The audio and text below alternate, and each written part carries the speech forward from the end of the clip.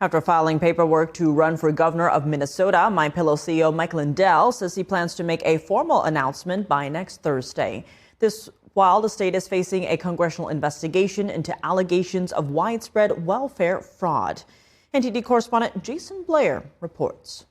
Pillow CEO Mike Lindell is expected to formally confirm a run for Minnesota governor before next Thursday, according to Lindell. Lindell would be the 13th Republican to join the race. Lindell was launched into the national spotlight following the 2020 presidential elections. He aggressively advocated for the use of paper ballots over voting machines, alleging that machines are easily vulnerable to fraud. The governor election will be held in November of 2026.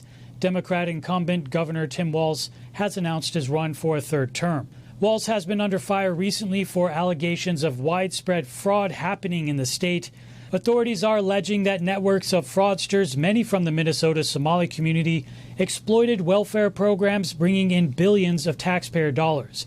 U.S. House Oversight Committee Chairman James Comer launched an investigation on Wednesday. Comer wrote a statement to Walz saying the committee has serious concerns about how you, as the governor and the Democrat-controlled administration, allowed millions of dollars to be stolen.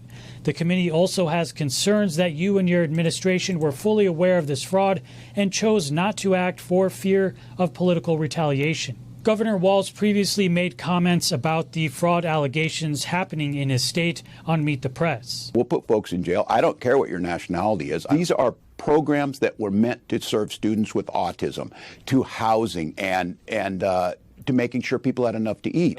People are taking advantage of that. They're going to prison. Somali Minnesota Congresswoman Ilhan Omar was asked about the fraud during an interview with CNN. Can you shed any light on why the fraud got so out of control in Minnesota?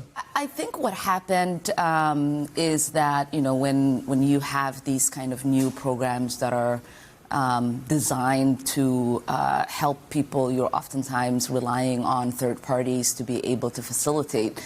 And I just think that a lot of the COVID programs that were set up, they were set up so quickly that a lot of the guardrails did not get created. The U.S. Treasury Department also recently announced that it is looking into claims that Minnesota taxpayer funds were rerouted to a terrorist group in Somalia through fraudulent nonprofits.